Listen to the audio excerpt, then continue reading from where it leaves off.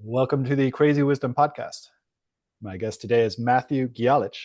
He is the co-founder and CEO at Astroforge, and they were part of the YC Winter 22 batch. Welcome to the show. Thanks for having me on. So you guys are doing asteroid mining. So interesting. What have you learned about asteroids recently? About asteroids recently, look, I think as a human species, we've learned a lot about asteroids in the last 2 decades. I mean, if you look back to the turn of the century, we knew about very few of a certain class of asteroid that we call a near-Earth asteroid, or one that's fairly close to Earth. And as of today, we know a lot more about them, right? We've studied them a lot. We've developed bigger telescopes, more telescopes that can capture them. These are pretty dim objects in the sky that we want to go after. But because of that, we now know a lot more about not only their mineralogy, but just where they are and how many there are. And so it's really opened up this whole regime for us to go explore that no longer tells the story of going to the asteroid belt.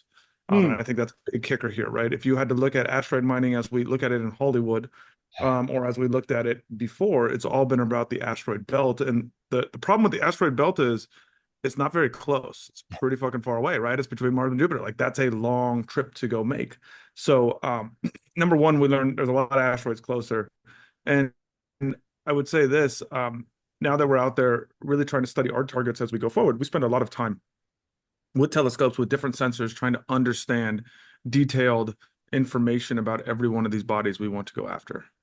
Very cool. So I'm looking now at the asteroid belt. The asteroid belt ranges from 2.2 to 3.2 astronomical units from the sun, which equals approximately 329 million kilometers out there. So that is pretty far away. And then the near Earth asteroids, how many of them are? All right, well, this is the hard part about space. So I want to go into the sensors and the telescopes and everything like that. But like, how much of it is out there close to us, and how far away is it? Yeah, so there's always these loose understandings of what a near-Earth asteroid is and how we think about it. But it's a pretty well-known paper published in 2011 that gives a prediction on the number of near-Earth asteroids with Mm, volume of night skies discovered, or I'm sorry, studied. And we believe that number of near-Earth asteroids to be somewhere around 10 million. And you can kind of break them down into their different classifications of what type is which, right? We're at Astroforge very interested in only one type of asteroid. It's called an M-type asteroid or metallic asteroid. These are the ones that are pretty rich in the platinum group metals, primarily iron and nickel asteroids that we want to go after. So, and it's theorized that somewhere between 3 and 5%, depending on one paper, 5 to 7 another paper. Like everybody has a little bit different range here of what we expect to see. I'll just guesstimate about 5% of them are going to be these metal asteroids that we care about. And so if you look at that, there's about 500,000 of these objects floating around in space that we can go access that are going to be near Earth asteroids for us. very cool. So iron, nickel, copper, platinum, copper. Are there any ones with you didn't say copper, but are there any ones with copper out there? So, I mean, we do a lot of studying of these. And so, are there any ones with copper? I don't have those numbers right in front of me. I'm going to assume there probably is. There's pretty much every element on these in some way, shape, or form. Interesting. Yeah. That's not really what I care about, though. To be honest with you, I care about really two markers. Number one, how much is that metal worth? Because at the end of the day, I have to run a business, right? And like as much as I want to run a sci-fi company that gets to make resources and all this kind of stuff in space, like I have to really care about what it's worth today in today's dollars, and that's why the platinum group metals are the Yeah, ones we target. interesting. And then number two is their ore concentration relative to Earth. I think that's a huge marker for us, right? It doesn't make any sense to just go to an area that we could mine on Earth. Like, what's the point of that to me, right? It has to be something special about these asteroids, and that's what we find on these metal asteroids. Well, let's talk about the current economic value of platinum because gets into monetary theory as well because we have gold and silver, and then platinum is partly monetary, but I don't know much about platinum. Is it non-monetary because it's so rare? So I think when you're using words monetary, you mean like store of wealth. Yeah, so basically, like our whole system was based off of gold and silver for such a long period of time, and gold being the more valuable than the silver. And then I've heard of platinum in that range of those types of metals, but I don't know much about it as much as I do about gold and silver. Yeah, the gold and silver are pretty much the famous ones, right? Everybody knows about gold and silver and what they're worth. Platinum itself has been up there. The other five platinum group metals, very few people have heard of, right? As we go through them. I would say this, platinum group metals are used in every facet of your life. And Oh, I think that's oh, what we don't understand is these are really industrial use metals. I mean, if you look at, I'm looking at you on one of these Apple monitors, right? There's three of yeah. the six platinum group metals in it. Your cell phone has between four or five or Ah, six of the platinum group metals in it, right? These things are used everywhere, and it's something that is critical to our way of life. And that's what really drives the value more than they look pretty. yeah, interesting. And so these are the rare earth metals then that we're discussing. They're no, it's No, different. Yeah. no, these are still the six platinum group metals, which are platinum, rhodium, ruthenium, palladium, Oh, iridium, interesting. and osmium. What brings them all together? Um, I don't know. Hmm. They're just classified as a platinum group metal. You have to ask a geologist who pays a lot more attention to this than I do, right? We Yeah. care a lot more about, the focus that I have really here is on the spacecraft itself, on how we get to the Ooh. asteroid and how we look at trajectories and navigation. We've hired physicists that are experts in mineralogy on asteroids and planetary scientists, and we have a whole mining team here that really focuses on both terrestrial and non-terrestrial use cases for refining the platinum group metals as we Hmm. go forward. Interesting. Okay, so let's go into the and we'll I'm saving some time for the sensors. We're definitely gonna get into that. Let's go into the spacecraft. The spacecraft is are there going to be humans on the spacecraft, or is it going to be fully autonomous? Absolutely no humans, Hmm. but it also won't be fully autonomous. I think when you look at deep space craft as we go about this, parts of these subsystems will be autonomous, right? When we do the rendezvous, when we do the landing, those are going to be autonomous because of the transmit time. But like any deep space mission, we will do correction burns. Those will be pretty manual as we go through, right? We'll calculate based off distances that we get from ranging to determine what a correction burn looks like and manually upload that and do the burns. This is a pretty deep space craft have been around for a while. We've done a lot of useful things on them. And so, whenever you have a company like mine and you're starting up, there's certain things that you want to change, and there's certain things that we want to take high risk on and do differently. And that comes very much down to how we do launch. But when it comes to operations of the spacecraft, we're not going to change a lot here. We will in the future. As of today, though, we know how to do this. So, like, we don't want to reinvent the wheel on something. It's an optimization that's probably not worth it at this point in time. Yeah, that's the really interesting before we factor of all the space stuff is that a lot of it is not R&D anymore. A lot of it is actually um, done already.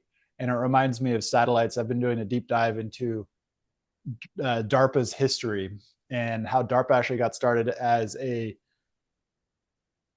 agency within the government that was related to Sputnik. So Sputnik had gone up, the Soviets had released Sputnik, and then as a counter to that, the Department of Defense started DARPA, and its original mandate was to build satellites. Then well, I won't go into that part about, but so like spacefair, we had nasa was the civilian thing that Eisenhower started, so took that away from DARPA. And then so we've been flying things and we've been launching things, but we launch things with humans, which seems like it's way different than launching with just an autonomous. And as you mentioned, I think the landing in the space time, that'll be actually not, that'll be autonomous, but everything going between those places, then you can have some manual control. And I'm assuming there are no humans on the spacecrafts themselves, right?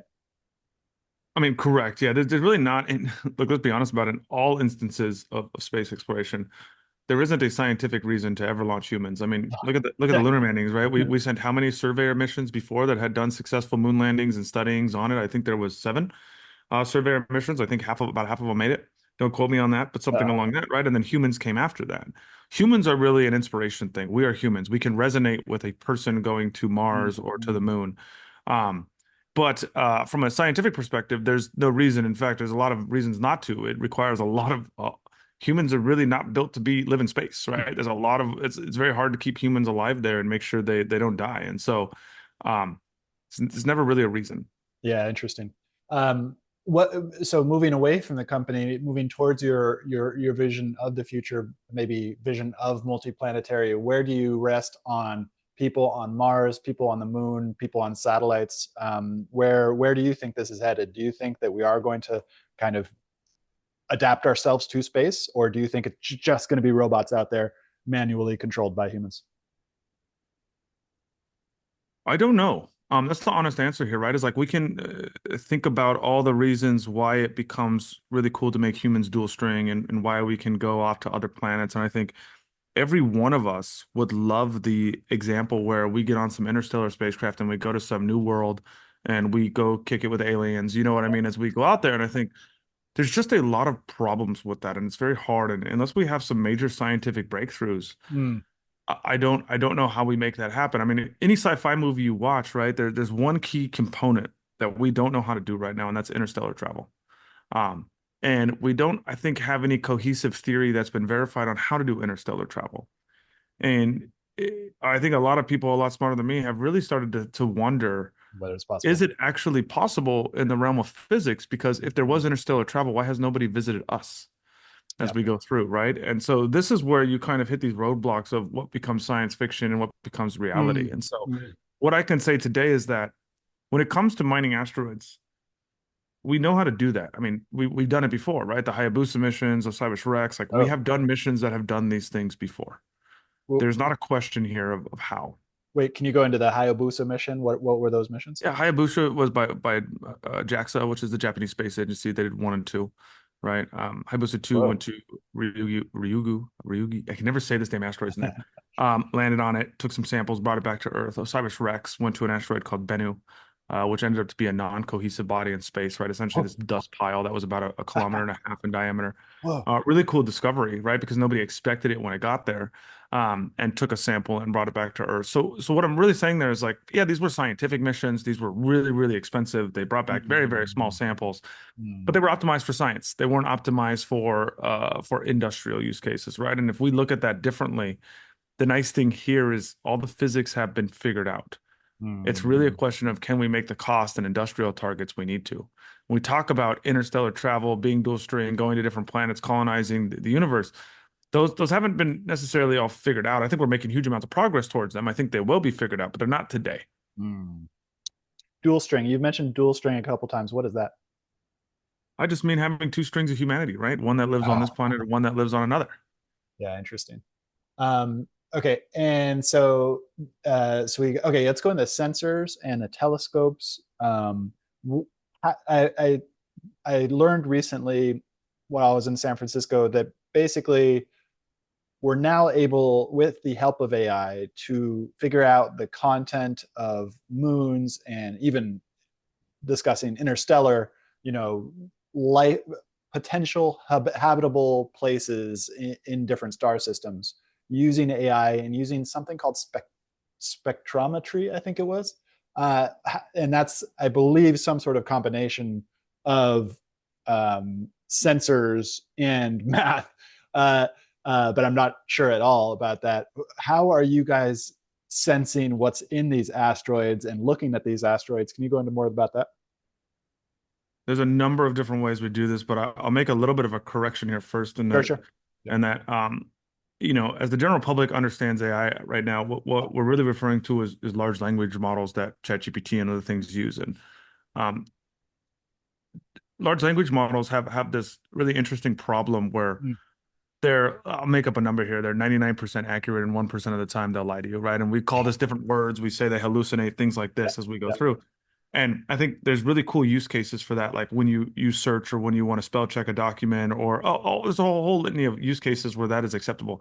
That is not acceptable in the scientific Mm, community. It's not acceptable when we're building a spacecraft, and it's not acceptable when we're studying other bodies in space. So what you call AI, we don't use. In fact, there's what no about computer scientists vision? that use computer vision and statistics and machine learning and what we've called these differently. We use all over the place, right? And so, how do we do that at different levels? I could talk all day about the different theories and theses and ways we do this, but the reality is that we don't have to. There's a whole bunch of creative processes where you can use, different integration time, different size mirror. It all comes down to how many photons can you capture and what can you do with those photons? Mm, And in a lot of general sense, when we look at asteroids, it's based off light magnitude, and the light magnitude of near Earth asteroids that are very dim. They're very dim objects in the night sky. mm, In fact, you can't see them with the naked eye at all, right? In fact, some of only the world's largest telescopes can even pick them up.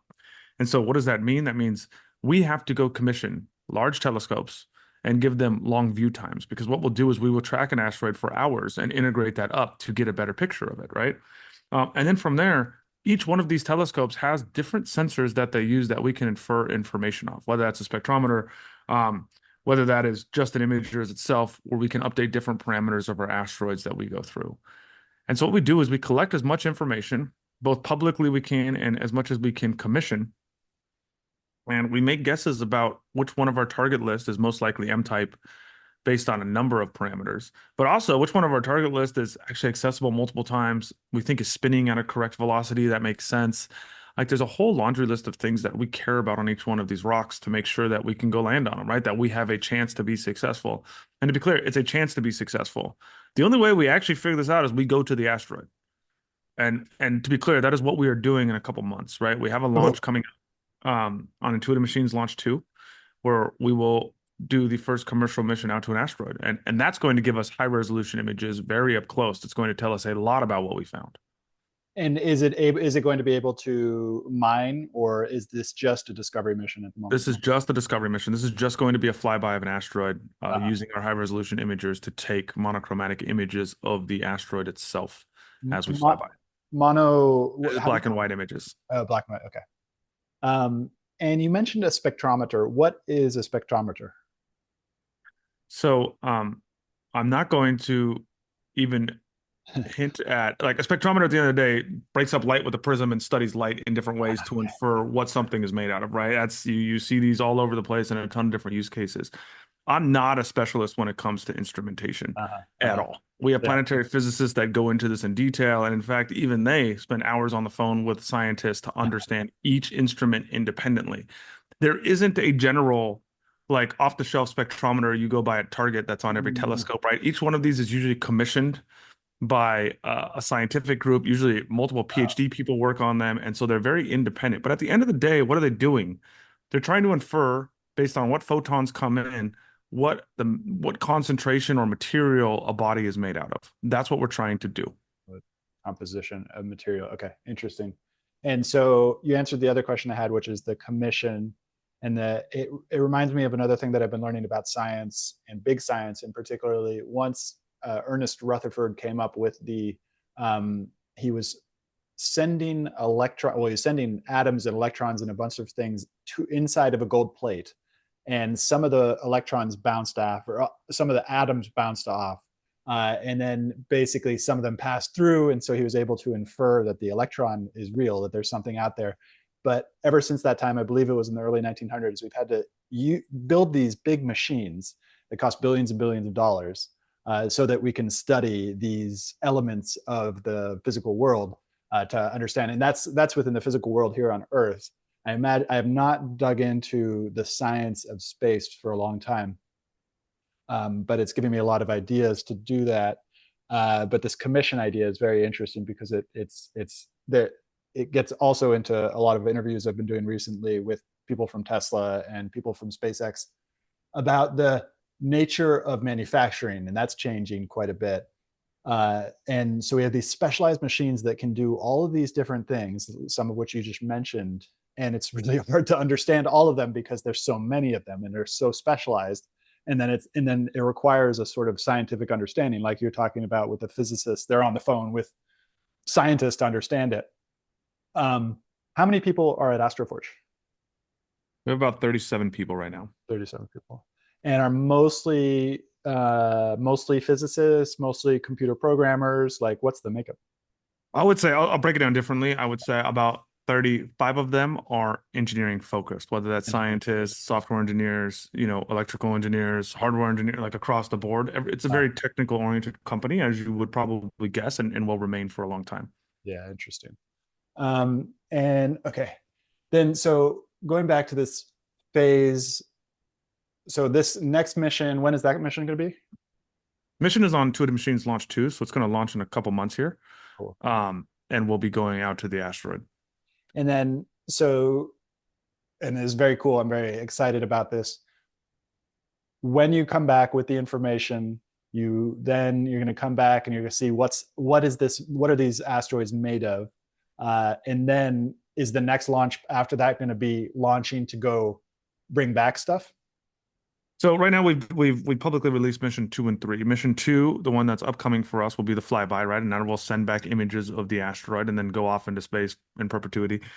Mission number 3 will go and land on the asteroid, and that's going to Cool. carry some very special instrumentation to get a very good understanding of that entire body and what it is made out of at what level, right? How essentially on a large scale, how homogeneous it is, what it looks like, what it directly contains on an elemental concentration, and really give us the answer of yes, this thing is right for mining, or no, it's not. Yeah. Do you see any possibility of discovering new elements in asteroids that we haven't so far? Because I believe you only mentioned two um, human missions to go to asteroids. How much of this can we do through instrumentation? I guess it's an unknown, right? So Because it's when like, it comes to elements, I think we understand all of the stable elements that are going to be there. I don't think we're going to, there's obviously on the periodic table when you look like some of those high elements last for like 1 billionth of a second, right, uh, before their half-life. So I don't think that. Now, when it comes to alloys or different molecules that we may discover, potentially, uh, as we go out there and look, I think every time we've gone to an asteroid, we've learned something new. And so, if nothing else with Astroforge, like, yeah, our long-term vision is to mine the universe for resources. I really hope we can make a dent in science at the same time. I think there's a yeah, lot of questions we have about the universe that is cost prohibitive right now. And if you can make the economics to go do science a lot cheaper, you can open up a lot of doors that never existed. yeah. That's why I'm so excited about it. Because and there's always I think they call it dual use in the defense areas, which I've also been investigating, where there's a consumer application of a military thing. And what you guys are doing is exciting because it also feels like there'll be dual use between manufacturing and consumer. It feels like there's going to be some sci-fi stuff coming down the pipeline. Um, if I don't know if you do make investments, but or if you don't, and this might be a sideline from what you're really focused on at the moment. But if you do investments or were to invest in the future, what are you thinking is the timeline on space? Like, what is the next thing after satellites that is real economic value, and what are the timelines for investors to be returned on that investment? Yeah, I think this is, look, predicting the future. If I could, I'd be a lot richer and I'd probably have a lot cooler cars.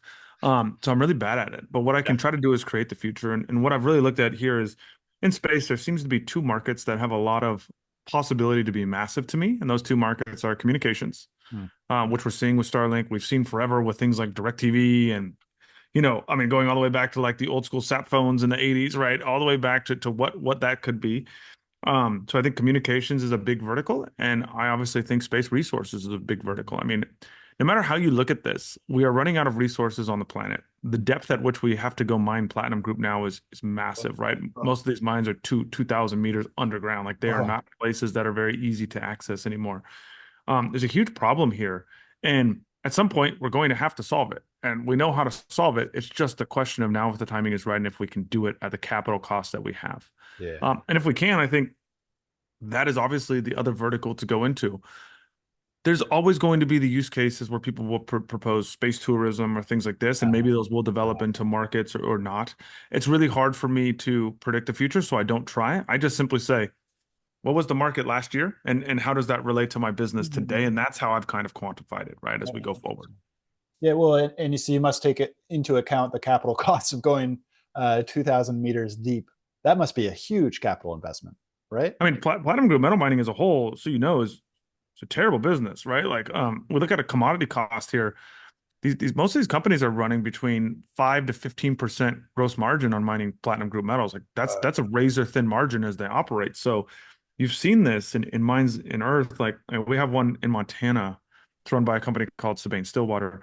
They recently actually paused it, and they paused it because the price of platinum fell 5% and actually made the mine negative margin. And so they said we're not going to mine anymore until the price of platinum goes up.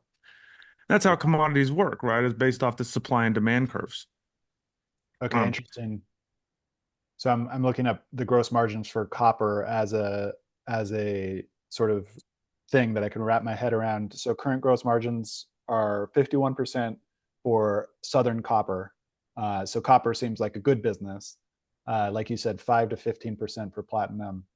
That's really interesting. So whenever we have commodities, and there's a lot of people that study commodities at a very detailed level here as we go into it, right? And there's a lot of investors that study commodities at a very detailed level because I think it's so prudent to our economy. Whenever you have large margins like you have on copper, what are you seeing right now? You're seeing a rush for copper. You're seeing a Mhm. lot of companies start spending. Why? Because there's a large margin. There's a thinner margin for platinum. Those things oscillate all the time because as soon as you shut down on the platinum group metal mines, then your margins start to go up, right? And it's always that's how commodities are balanced. They're really based off of what is your marginal cost to do mining.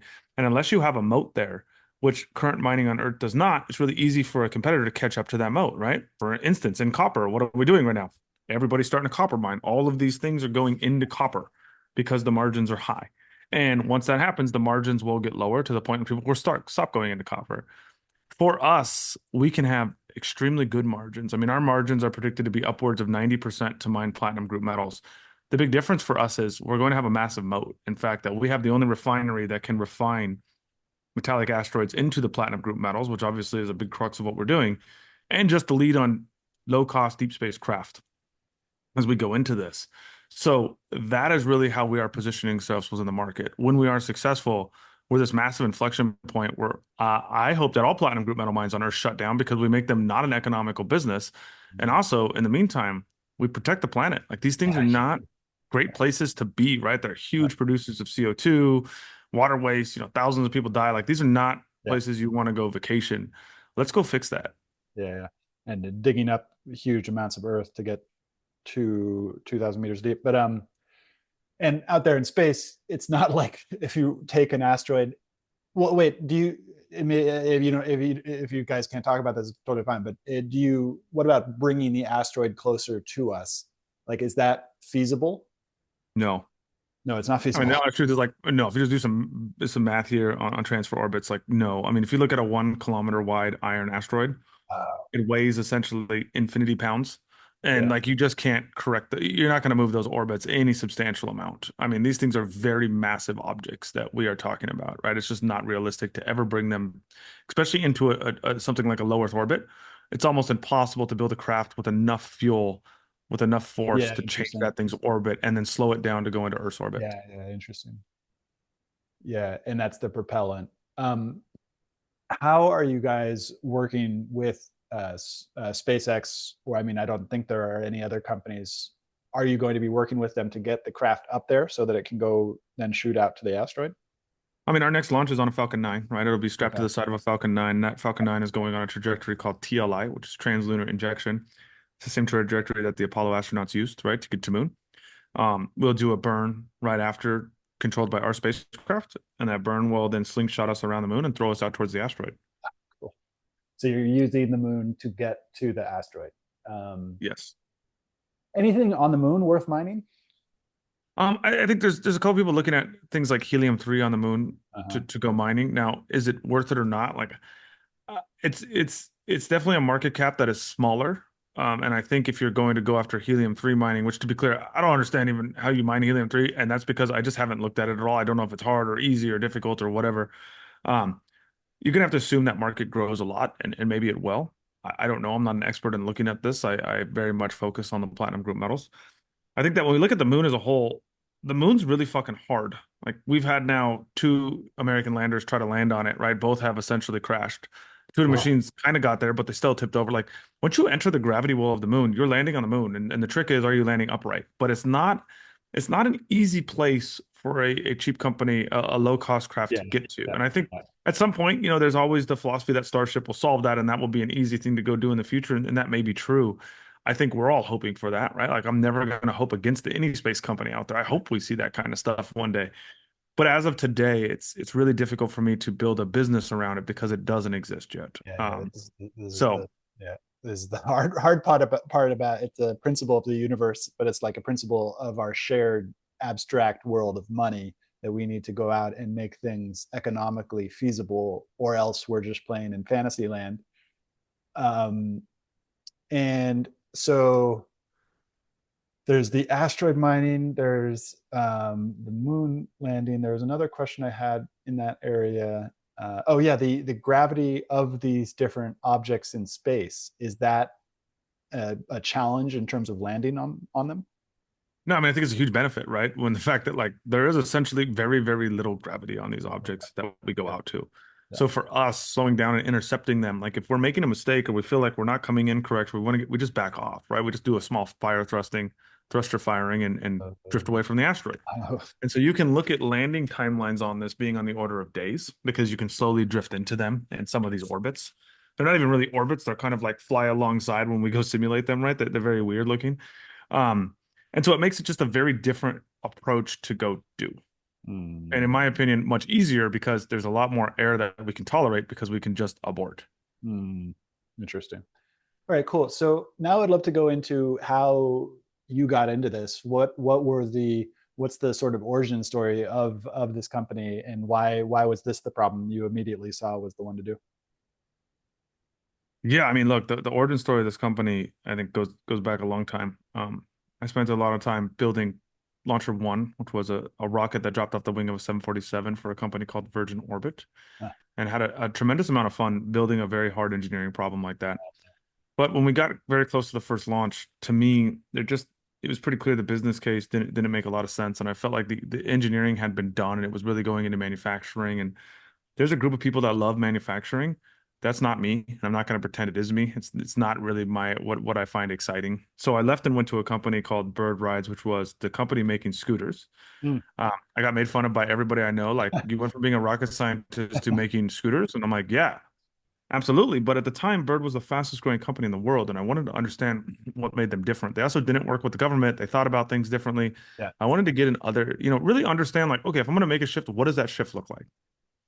Well, when I was there, I worked on this team called the Vehicle Engineering Team. Um, and very shortly, I got recruited by JPL to go work on a mission called Europa Clipper. That is JPL's $5 billion mission that launched out to Europa.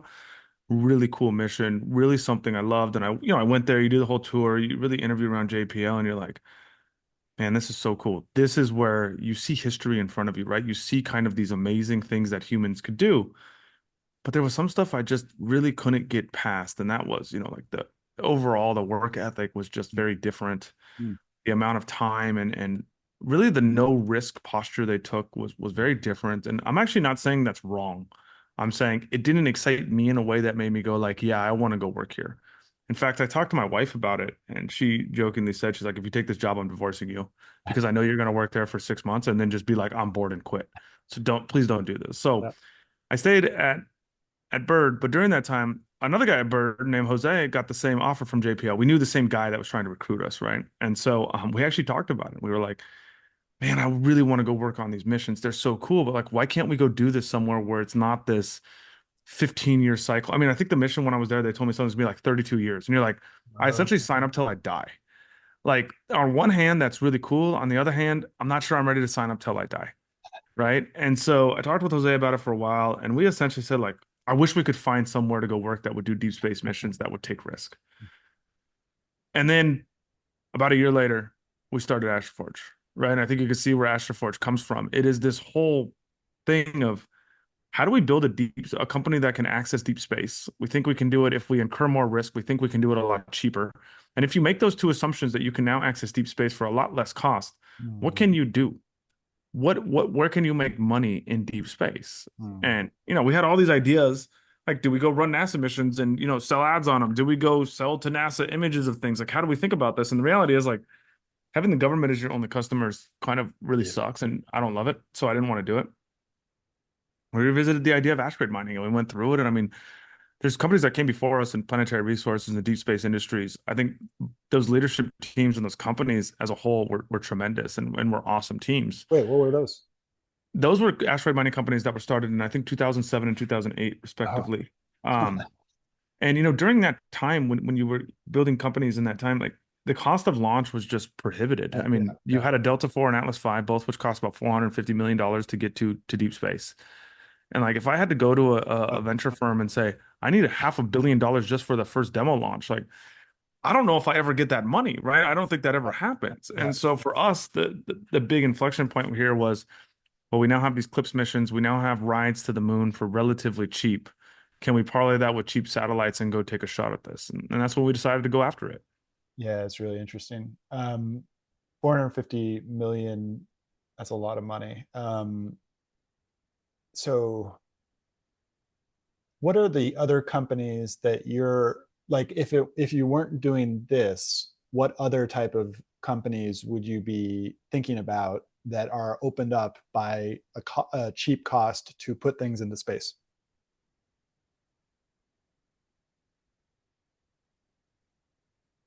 I think when you look at cheap cost to space, you have to have a little bit better understanding of space Mm, because we say cheap cost to space, and what we first go off is, well, okay, cost has really gone down to low Earth orbit. Um, Beyond that is a very different ballgame. GTO is mm, still very expensive. TLI, which is to the moon, is still very expensive. mm, And obviously, deep space, or what we call a C3 of zero, right? Getting out to where Earth's gravity is no longer the dominant force. It's really, really expensive to still do. And so, where would I really bet as we go through? I don't know. That's the honest truth. I think there's a lot of cool companies investigating all these spaces. I mean, you have companies like um, Apex building buses for low Earth orbit. You have companies like Varda building, factories or drug factories in low Earth orbit. You have a whole bunch of these companies going after stuff in low Earth orbit. I think that has one price point in economics, unit economics that makes sense. You have companies like Impulse that said, well, hey, it's really expensive to get from LEO to GEO. So what if we actually solve that by doing a cheap flight to LEO and then using our kick stage, these orbital transfer vehicles to go to GEO? Those are some cool ideas that really focus on the rocket development and how efficient you can get there. You have the big revolution you're seeing in geo right now, I think led by companies like Astronis and to some extent K2, who are looking at, can we go to geo and do a mm. different price point in geo, and what happens if we can do that? And then you have a plethora of companies looking at the moon, right? We could talk about a lot of them. There's quite a few. There's the one you referred to earlier, which is Interloon, which is going after mining helium-3 on the moon. There's Astrolab Venturi, which is trying to build rovers. There's iSpace. There's kind of a plethora of companies, Intuitive Machines, Mhm. going after whether that is government contracting. I think in most of these cases, it's really focused on the government and what their use case is for the moon. And then you have us, just going a little bit further than everybody else, right? And Mm, really trying to break the mold on what you even do. And I think the definition of there is, I think we're the only company that actually builds spacecraft. Everybody else builds satellites. mm. Interesting. Building spacecraft. That's really interesting. Building spacecraft that doesn't need to land anywhere. That seems like the most important thing here. Is that the most important thing, or is there another important thing? What do you mean doesn't need to land anywhere? We still have So, to land on well, the asteroid. it doesn't have to land with the same constraints as trying to land on something with a big gravity well. I think the difference here is that satellites orbit something, spacecraft don't. And that's what I'm really getting to, right? We're not going to be in an orbit of the Earth. We're going to be in an orbit of the sun. We're the only ones going outside of Earth's gravity well. And there's a lot of challenges to go outside of Earth's gravity well. Radiation is a total bitch once you get I outside would. of Earth's gravity well, right? It's not easy to operate in those domains. And so we have to build something that classically only agencies like NASA have built, and try to go do that. I very much liken what we're doing to when Elon built the first Falcon 1, right? It was, well, Yeah, how do you take something that only governments or government funded companies have yeah, done yeah, and try to do it for a much cheaper cost? It's the same thing we're doing. Only governments have ever gone to deep space. We're going to be the first commercial people to do it. yeah. Interesting. Okay. Why is radiation a bitch?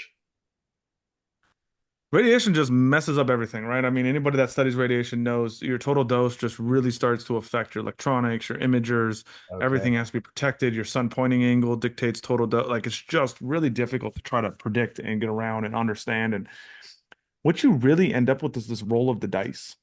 Um, and that's what's really scary. It's like you get a certain amount of radiation, and how much are you willing to protect against it? There's always these cases where, like, let's be honest, an X-class solar flare hits our vehicle. I Mm-hmm. don't care what you do, we're dead. So we can go that. And then it goes all the way down to like the sun's in a cycle where it's not producing a lot of definitely, it's not producing as much and we don't have to worry as much. But it's always a roll of the dice when you're in deep space. And at any point we can get hit by a particle in the perfect spot in the spacecraft and we lose the vehicle. And that's just how it works. And so like how much are you protecting against that and predicting it? That's really interesting. What are the are it? So you're trying to predict the solar ray, and the solar ray is shooting what? They're shooting electrons. A whole bunch of high energy particles, right? We have high energy ions, which will Ions. absolutely destroy us, all the way down to they're referred to in electronics. I mean, the ones that we have a lot will be what are called single event upsets. That's a thing where you get a flipped bit, and usually you have to restart a computer or something like this, or you can handle it with error correction codes on memory. There's all these different ways to account for it, right? Those are recoverable. There's latch ups. That's where you overcharge a transistor and it can no longer shift state. And when something like that happens, essentially that transistor's dead. So if that transistor controlled something very important, like power to a component, you're done. It's either permanently on or permanently off, right? It's Right. stuck, and there's nothing you can do. And so that's why you see spacecraft that go to deep space have multiple strings. So if a string fails, they can switch over to other strings. Yeah. But if you add a whole bunch of strings, you can add infinity strings for infinity cost. Like, where do you draw the line? Is two Yeah. enough? Is three enough? Do you want to have 17? Where do you go? And so it's all these design decisions that go into it, and all of them go back to cost. And so, Mm, we really here have made the decision to optimize for cost mm, where we think it makes sense. Now, that being said, we are still a two-string vehicle, but we're not going to be triple redundant. And mm, so, it's all about how do we think about this long term? How do we build a craft that can sustain it? And how do we assess that radiation tolerance? mm. Okay, manufacturing. What, without giving any proprietary stuff away, what have you learned about manufacturing spacecraft that is not obvious to outsiders?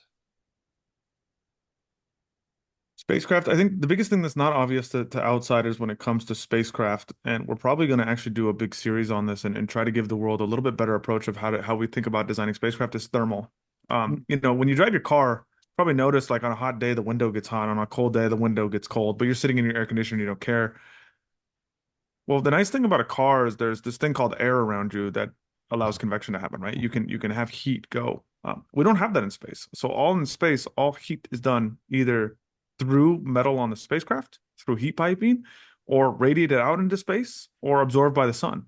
And so you have this problem where one side of the spacecraft is very hot, one side of the spacecraft is very cold. Mm, And you don't want this side to be as cold and you don't want this side to be as hot. So you have to mm, balance it. And there's a number of different ways we balance it.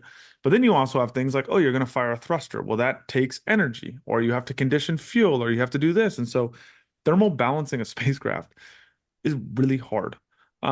And it's really difficult to get 100% right. And you have to take a lot of kind of risks and see what you're going to do there as you go through it. And we do a whole bunch of testing that's called thermal vacuum testing to verify our models on this.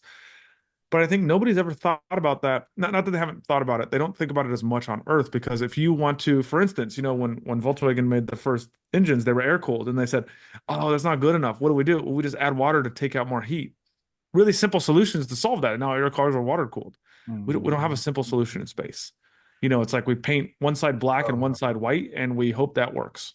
And there's no solutions in space because it's just such a foreign territory, but the constraints are very known, so you know that you can't do certain things in space because it's a vacuum. There's no convection.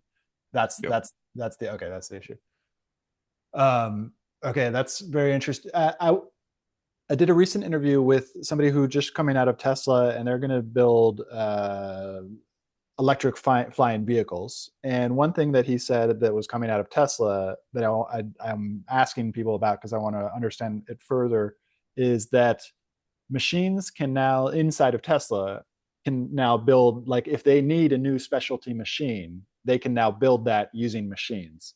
Have you heard of anything like this? Or is it actually a part of your manufacturing process? Are you looking at things like this? Specialized machines being able to build other specialized machines. I guess it would be machining, but I actually need to go and research I think that's always happened, right? Like we just bought a big CNC machine and that wasn't handmade by humans. Like it was made by other machines. So I'm not 100% sure what that actually means, to be honest with you, as we go forward. I think like at Tesla and in the whole world of robotics right now, you have these like two competing theories. One is that the human form can do all the jobs. The world is built for humans. Let's go try to essentially replace humans with this humanoid robot. I love this idea.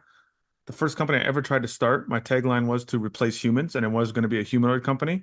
It was 15 years ago, so there was no chance I was going to be successful, and no one gave me any money. But I kind of like love the concept of this idea.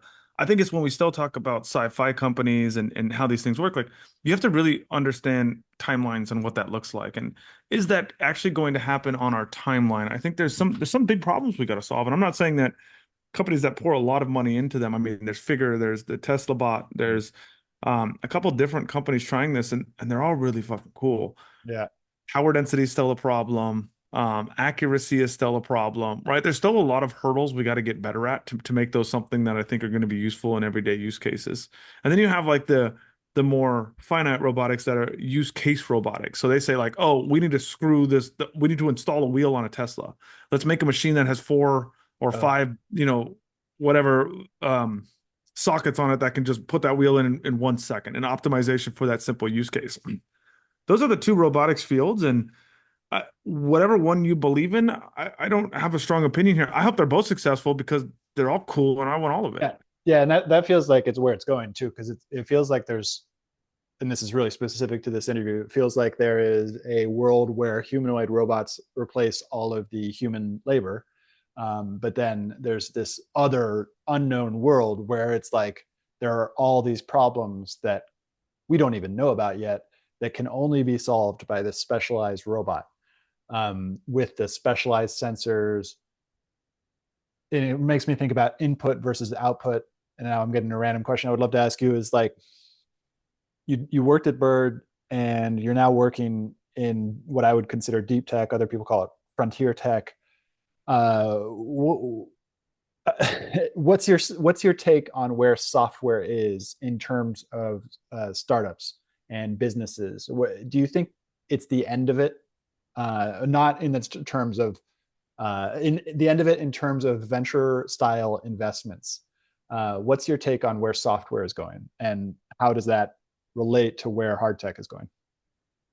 I think so. In my opinion, this is a little bit maybe different than other people's view here. I don't think it ever mattered.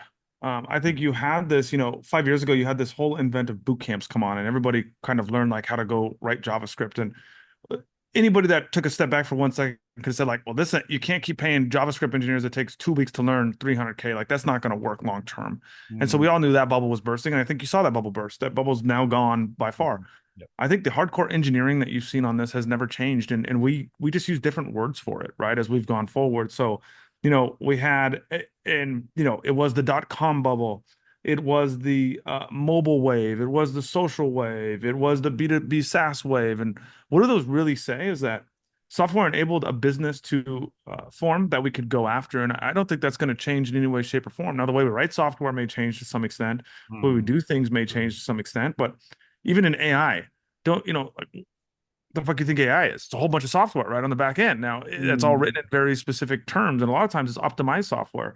I think that as we've looked at universities and how we teach the next generation, what I like to say is that engineering has always been the same. It's always been a niche group of people that were very interested in physics and math, that wanted to go do these. And there's something called computer engineering that's been around for a long time. I don't think you've actually seen a huge difference in supply and demand in computer engineering. There is still a need for people that really understand how memory works at the transistor level, how to write assembly code, or how to write a kernel driver in Linux. And those people are the same people they've always been. Those are not the people that went to a boot camp for 2 weeks or studied what I would call computer science. Yeah. Not to be negative to any computer scientist. I think there is some really, really cool physics that's involved with that as we go through. But I think as a lot of people classify themselves as computer science when they're a front-end web developer, to Mm. me, that is not necessarily what I would consider an engineer. And I think you've seen that kind of go away as the next iteration forms, where, I don't know if we're going to have front end. We might interact with computers different Yeah. with the advent of AI. Yeah. Somebody at the meantime still has to understand, there still is an NVIDIA that has to build these AI chips, and you still need engineers at NVIDIA to make that shit. That shit's not making itself, right? And that's I think the difference here. Mm. Okay, last few questions. For somebody, so let's talk about the future of this industry specifically within space. It's a small but now growing industry. And if people are interested in working for it, there is the engineering, which we've been discussing.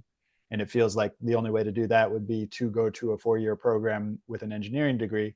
But the business side of it, how do you see either at Astroforge or in general, um, business, like where are you going to pull business people from? Are you already pulling business people from?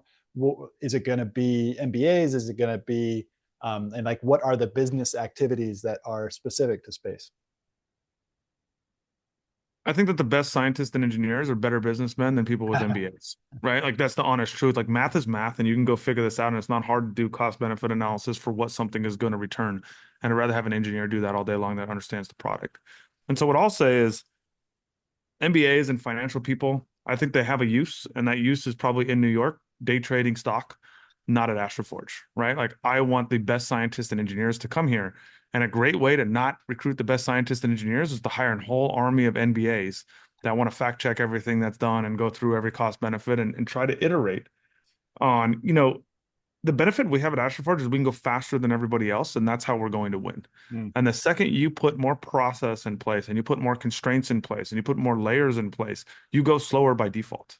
mm. And maybe that results in us saving $10. But at the end of the day, that doesn't matter if we slow down. We lose if we go slower. And then, so how are you currently finding the best scientists and engineers? If there is a scientist or engineer listening to this podcast, what would you tell them about working with you guys or another company? Email me directly, matt@astroforge.io, and I will jump on a call with you and see if I think you're the best scientist or engineer, right? I think that's it. It's really that simple. Like we're not hard to get to intentionally. It's pretty hard to work here and it's pretty hard to be successful here. And like we demand the best of the best to come.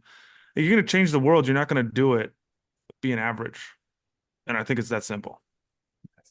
And so, but like, what are the characteristics you look for in scientists or engineers? Characteristics we look for are people that are, I mean, people that are willing to work extremely hard and people that are willing to be problem solvers and owners.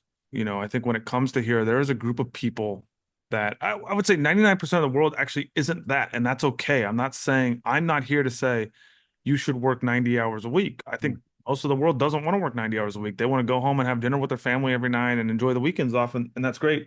Um, Go to Boeing, right? Like I don't know what else to say there. That's not what startups are usually about. Startups are about you own a segment of the vehicle, you live or die by that. You get all the credit. You also get all the negativity if it doesn't work out.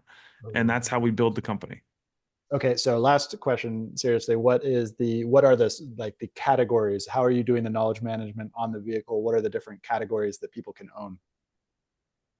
Yeah, I mean, look, it's a little bit more segmented than that, but we have a structures team, we have Mm, an electronics team, we have a software team, we have a science team. Um, we call an integration team. And mm, inside those teams, there's different micro verticals, right? So, like inside the structures team, you may have a primary structure person. You're going to have someone working on the landing legs and mechanisms. You're going to have someone working on development of the solar panels. You may have somebody working on the thermal. And that's kind of how we break it down, right? And we really just hire for what is needed. There's not a lot of redundancy here. We'll bring in a lot of great advisors to help us and gut check us and make sure we're not complete idiots. But mm. at the end of the day, everybody here is responsible for a direct segment of the spacecraft. And to be clear, if you're not responsible for a direct segment of the spacecraft, then you probably shouldn't be here. And we should probably move on and or put you somewhere else, right? Like it's a really way to gut check what the company is doing. If you're not working on mission 2 or 3, why are you here? Yeah, great. Awesome. So, how can people follow Astroforge on LinkedIn or anywhere else? We're on LinkedIn, we're on Twitter. You can email us, any way you want to get in touch. But I think LinkedIn and Twitter are the best way to get updates about the company. Cool. Thank you so much.